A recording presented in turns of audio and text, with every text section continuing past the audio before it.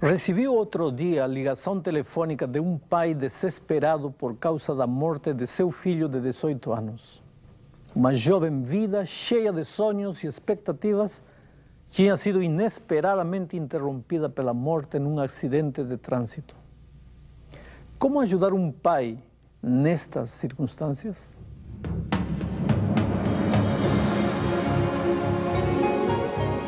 Ele permaneceu através dos tempos. O livro de Deus, a Bíblia.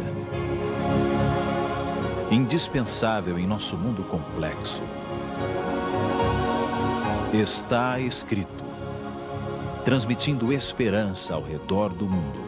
Apresentado por Alejandro Bulhon. Hoje, para onde vão os que morrem? Aquele pai me dizia com voz embargada: pastor, se ao menos eu soubesse com certeza onde está meu filho. Mas cada um me dá uma versão diferente. Uns dizem que o espírito dele continuará sofrendo enquanto eu não saldar todas as dívidas dele. Outros afirmam que ele reencarnou em outra vida e que hoje é mais feliz do que a gente. E há ainda outros que me aconselham a confiar em Deus, porque, segundo eles, se meu filho foi bom, está no paraíso. E se não, que Deus tenha piedade dele. Depois disso tudo, continua falando o homem, eu já não sei mais o que fazer, nem o que pensar. Por favor, me ajude. Sabe, meu amigo, o clamor deste pai é o clamor desesperado do ser humano de todos os tempos. Para onde vão as pessoas quando morrem? O que acontece com elas? Existe vida após a morte? Podemos afirmar com a Bíblia que existe reencarnação ou diálogo com os espíritos dos mortos? O livro de Apocalipse é uma solene advertência ao homem que vive nos dias de hoje. Afinal, o inimigo usará como instrumento poderoso para enganar aos homens todo o que estiver relacionado com o estado dos mortos. Sabemos que o diabo usará todos os recursos que estiverem ao seu alcance para levar o ser humano a adorar qualquer coisa e obedecer a qualquer um, menos a Deus. Houve um período na história em que, através do poder romano dos césares e imperadores, o diabo usou a força, a perseguição e a morte para forçar a consciência das pessoas. Mais tarde, ele usou o poder religioso para deturpar a palavra de Deus e perseguir os hereges, entre aspas, cuja única heresia era adorar ao verdadeiro Deus e obedecer a sua palavra. Posteriormente, na época da França ateia, o inimigo usou o racionalismo para negar completamente a existência de Deus e queimar a Bíblia em praça pública. Apesar disso, sempre houve um povo que guardava os mandamentos de Deus e perseverava no testemunho de Jesus. Mas o inimigo não se dá por vencido. Em nossos dias, já não persegue, já não queima Bíblias. Até o ateísmo está quase obsoleto. Mas o diabo continua agindo para alcançar seus objetivos. Como? Muito simples. Despersonalizou a Deus. Deus deixou de ser uma pessoa e passou a ser uma simples energia. Essa energia pode estar em todo lugar e em todas as coisas.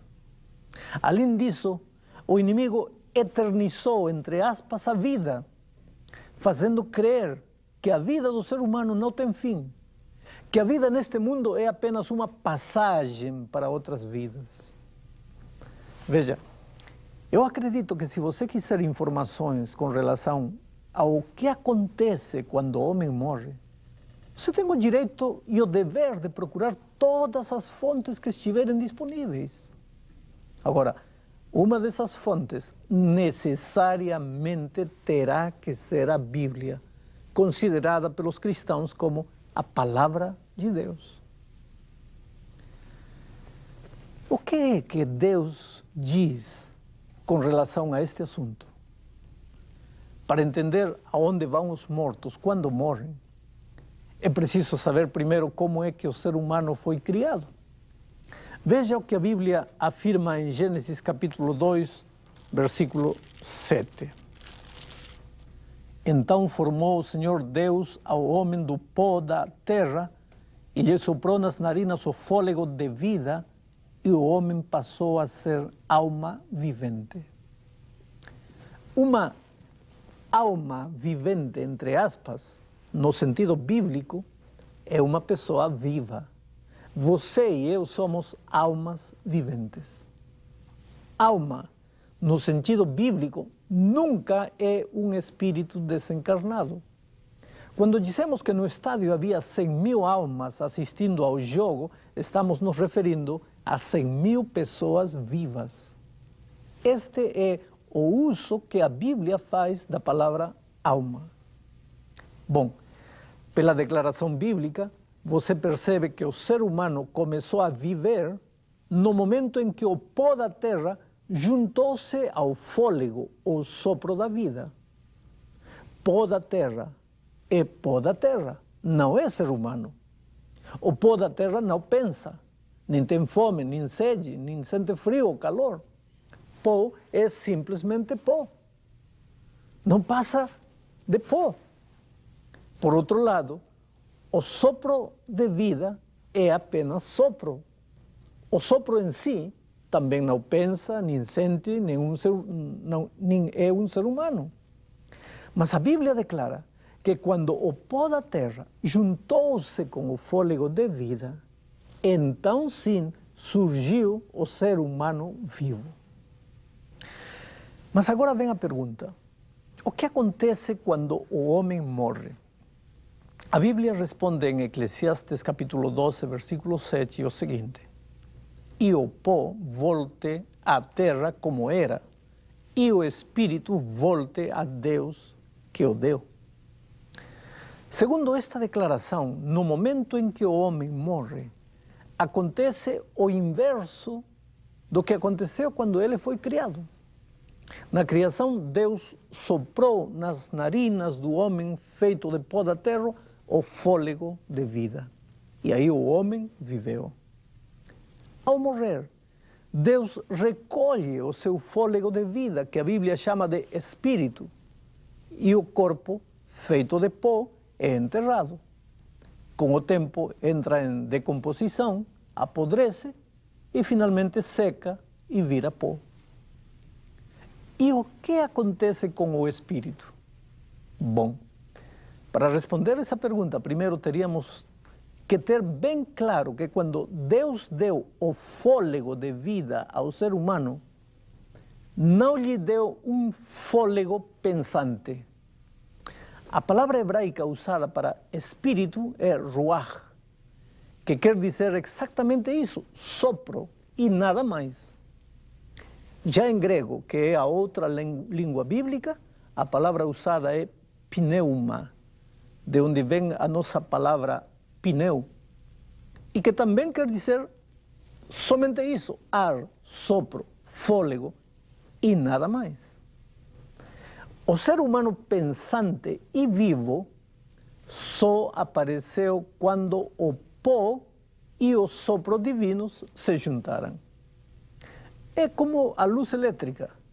A energia que vem pelo fio não é luz. A lâmpada também não é luz. Mas quando a energia se junta com a lâmpada, então aparece a luz elétrica. E o que acontece quando a luz se apaga? A lâmpada está ali. A energia também. Mas quando através de uma chave separamos ambas, então a luz desaparece. Isto nos ajuda a entender que não existe espírito vivo e pensante depois que o homem morre. A Bíblia é categórica ao afirmar em Eclesiastes 9, versículos 5, 6 e 10 o seguinte: porque os vivos sabem que hão de morrer, mas os mortos não sabem coisa nenhuma, nem tampouco terão eles recompensa, porque a sua memória jaz no esquecimento. Amor, ódio e inveja para eles já pereceram. Para sempre não têm eles parte em coisa alguma do que se faz debaixo do sol. Tudo quanto te vier à mão para fazer, faça-o conforme as tuas forças. Porque no além para onde tu vais, não há obra, nem projetos, nem conhecimento, nem sabedoria alguma. Se a Bíblia, meu querido amigo, é tão categórica ao afirmar que quando o ser humano morre, acaba a vida para ele, de onde vem a ideia de que a vida não acaba e que o espírito continua vivendo após a morte? Para entender isto, voltemos à origem de tudo, no jardim do Éden. Deus aí disse ao ser humano que não deveria tocar o fruto da árvore da ciência do bem e do mal, porque o dia que o fizesse, certamente morreria, ponto. Mas então vem o diabo disfarçado em serpente e diz: não morrereis. Foi aquele o início da teoria de que o homem não morre. Foi o inimigo de Deus, o pai dessa ideia que hoje está em voga como nunca, até no meio cristão. Outro dia, um jovem me dizia: pastor, eu não acreditava na existência de espíritos, até que um amigo meu perdeu o pai e assistiu a uma sessão espírita e conversou com o espírito do pai. Não foi uma ilusão dele. Ele ouviu a voz do pai. E sabe, querido, eu não duvido que aquele jovem tenha ouvido uma voz, mas com certeza não era a voz de seu pai. Na Bíblia está registrada a história do rei Saul, que se desviou dos caminhos de Deus. Ele esqueceu das advertências claras de que não existem espíritos vivos vagando por aí e recorreu a uma médium espírita. A história está registrada aqui na Bíblia, em 1 Samuel, capítulo 28, 7, 8 e 11, da seguinte maneira, veja. Então disse Saul aos seus servos: apontai-me uma mulher que seja médium, para que me encontre com ela e a consulte. Disseram-lhe os seus servos: há uma mulher em Endor que é médium. Saul disfarçou-se, vestiu outras roupas e se foi, e com ele 2 homens. E de noite chegaram a mulher e lhe disse: peço-te que me adivinhes pela necromancia e me faças subir aquele que eu te disser. Então lhe disse a mulher: quem te farei subir? Respondeu ele: faça-me subir Samuel. A história continua dizendo que Samuel apareceu envolto num pano e conversou com Saul. Aparentemente Saul, como jovem que foi à sessão espírita, conversaram com espíritos de pessoas que já estavam mortas. Embora a Bíblia registre essa história, o contexto prova que aquele espírito não era o espírito de Samuel, e sim de algum espírito demoníaco. As provas do que estou afirmando são as seguintes. Primeiro, as indicações de que Israel nunca deveria consultar aos mortos eram bem claras. Isaías 8:19 afirmava o seguinte: quando vos disserem, consultai aos necromantes e aos adivinhos que chilreiam e murmuram, acaso não consultará o povo ao seu Deus? A favor dos vivos se consultarão os mortos? Ora, como podia Deus enviar uma mensagem para Saul através do espírito de um morto, se o próprio Deus proibira o consultar com os mortos? Segundo argumento, o registro bíblico de 1 de Samuel, capítulo 28, verso 6, diz que Deus não aceitava comunicar-se há muito tempo com Saul.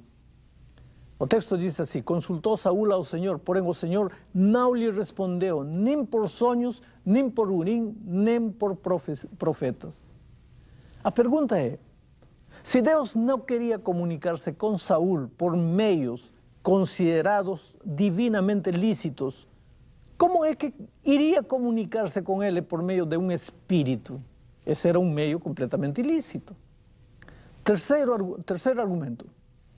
O texto bíblico de primeiro livro de Crônicas, capítulo 10, versículo 3, registra o seguinte: morreu Saúl por causa da sua transgressão cometida contra o Senhor, por causa da palavra do Senhor, que ele não guardara, e também porque interrogara e consultara uma necromante. Novamente vem a pergunta: como poderia Deus ter reprovado o fato de Saúl ter falado com o espírito de Samuel, se tivesse sido Deus quem falou naquela ocasião? Bom, agora pensemos um pouco. Se o espírito com quem Saúl falou não era o espírito de Samuel, que tipo de espírito era? O Apocalipse responde a esta pergunta no capítulo 12, versos 7 a 9. Veja o que diz. Houve peleja no céu. Miguel, ou seja, Jesus e os seus anjos, pelejaram contra o dragão.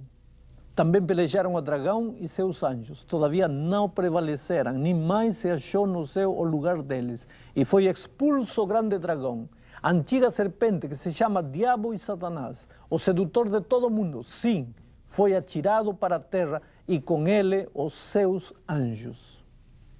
E qual é a atividade desses anjos malignos hoje? Qual é a grande especialidade do diabo? Seduzir e enganar. E é justamente a isso que seus anjos se dedicam. Eles se disfarçam de espíritos de mortos e aparecem nas sessões espíritas.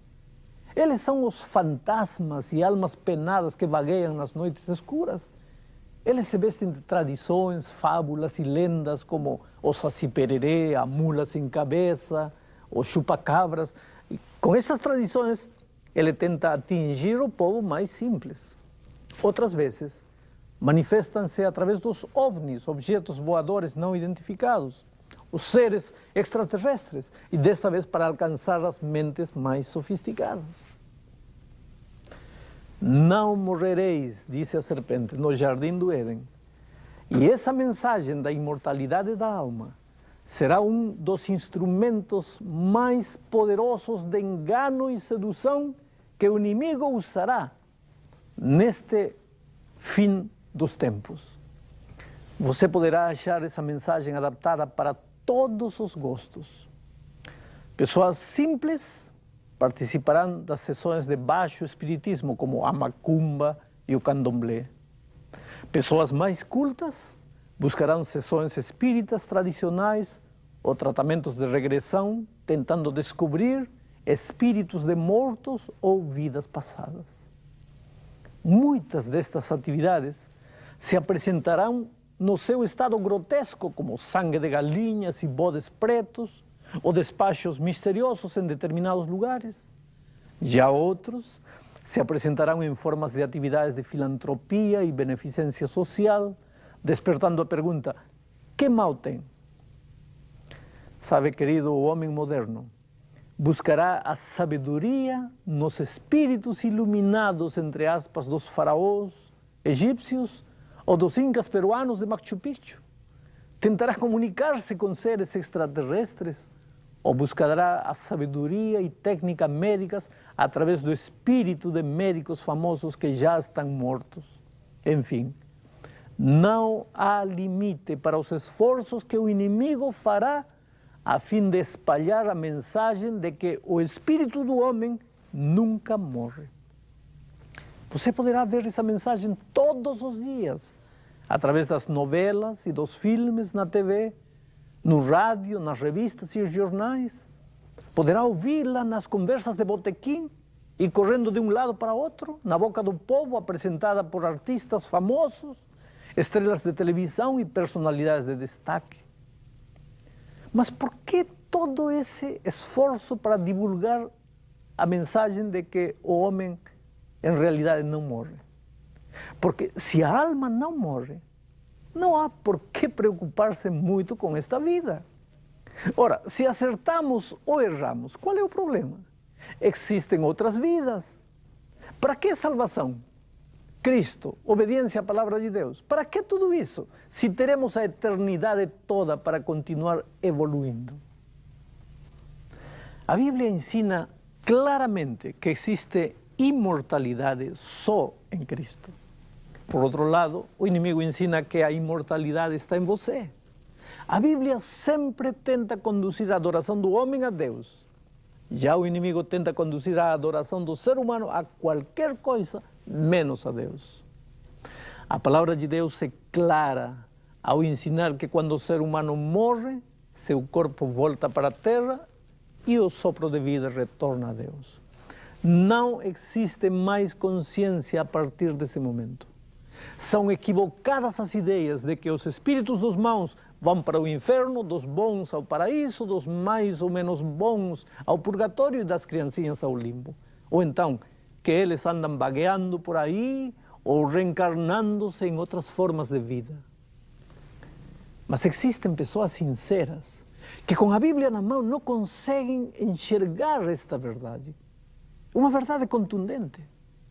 Encontramos, por exemplo, a parábola do rico e Lázaro em Lucas capítulo 16, versos 19 a 24. A leitura literal da parábola diz assim: Ora, havia certo homem rico que se vestia de púrpura e de linho finíssimo e que todos os dias se regalava esplendidamente. Havia também certo mendigo chamado Lázaro, coberto de chagas, que jazia à porta daquele e desejava alimentar-se das migalhas que caíam da mesa do rico, e até os cães vinham lamber-lhe as úlceras. Aconteceu morrer o mendigo e ser levado pelos anjos para o seio de Abraão. Morreu também o rico e foi sepultado. No inferno, estando em tormento, levantou os olhos e viu ao longe a Lázaro, Abraão e Lázaro, no seu seio. Então, clamando, disse: Pai Abraão, tem misericórdia de mim, e manda Lázaro que molhe em água a ponta do dedo e me refresque a língua, porque estou atormentado nesta chama. A parábola continua, e muitas pessoas acham que essa parábola é uma prova bíblica de que quando o homem morre, o espírito continua vivendo. Agora, convém ter em conta alguns assuntos para considerar a validade desta parábola. Primeiro, este relato é uma parábola e as parábolas usavam o que o povo creia, fosse certo ou errado, como base para ensinar uma lição espiritual. Uma parábola nunca poderia ensinar uma doutrina. Segundo, o quadro que esta parábola pinta não é literal. É um quadro completamente irreal. Você terá dificuldade para responder-se, por exemplo, as seguintes perguntas. De que tamanho era o seio de Abraão, para que lá coubessem todos os espíritos dos mortos? Aonde foram os mortos que morreram antes de Abraão? Se os mortos, quando morrem, vão para o seio de Abraão. Aonde foram? Está o seio de Abraão, que segundo a parábola é a morada dos justos, tão perto do inferno, de modo que as pessoas de ambos os lados pudessem conversar? É Abraão chefe lá nos céus, sem cuja autorização ninguém pode fazer nada? É a ele e não a Deus que os homens devem pedir misericórdia? Ah, querido, você pode ver, a parábola do rico e Lázaro não pode ser considerada uma prova bíblica de que os espíritos dos mortos sofrem no inferno ou desfrutam no paraíso. O ensinamento bíblico é claro ao afirmar que quando o homem morre, na realidade, é como se adormecesse na inconsciência até o dia da ressurreição.